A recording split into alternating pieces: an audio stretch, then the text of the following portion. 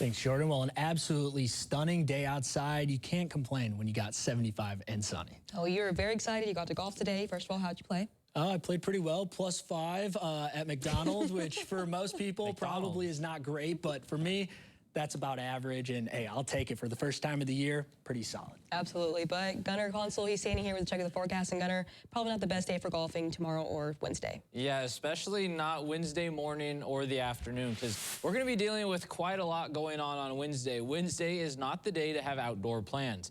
Today was the best day to do it. You may be able to have outdoor plans Thursday and Friday, but definitely not tomorrow or Wednesday. Right now, we're looking at the tri-state as a whole. Things are quiet. We can see the flag blowing from the south, which means that we have some pretty decent southerly winds funneling in a constant supply of warm air. How warm did it get today? Well, we reached up to 77 degrees, and it's not just your imagination. If you may be wondering, when I was growing up, it didn't get this hot in February. Well, that's because we have only seen it this warm in February 7 other times. And this is also the warmest day since November 8th. So winter has come and gone, and we're starting to see that spring season beginning to creep up.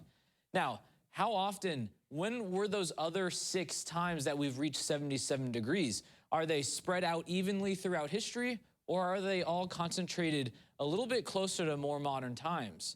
Well, I have that chart of the number of times we've reached 77 in history.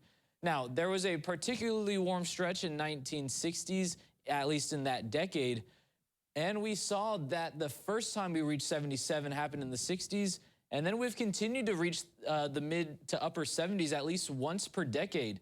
So you can see, we had no 77-degree or warmer temperatures at all from the 1900s to the 1950s, and then we start to see them a little bit more regularly.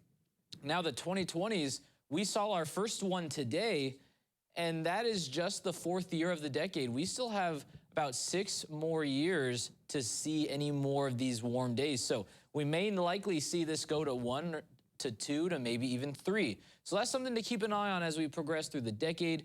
The warmth is getting warmer, and we are going to be dealing with February being not such a frigid month in the distant future. Now, tonight we are expecting 60 degrees. We may honestly also see a record overnight low for one of the warmest February mornings we've seen, and that'll also be accompanied by some scattered showers, warming up to 74 with some isolated thunderstorms. And then here's that severe weather threat that we have. It is for tomorrow into Wednesday, and that's because we could see the potential for wind gusts up to 40 miles per hour and hail up to 1 inch in diameter.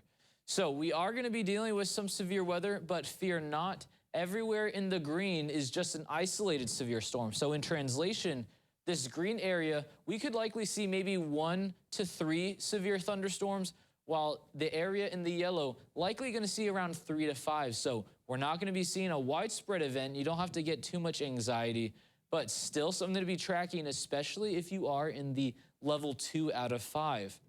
And with that being said, here's that severe weather setup. That cold air is going to be battling out that warm air.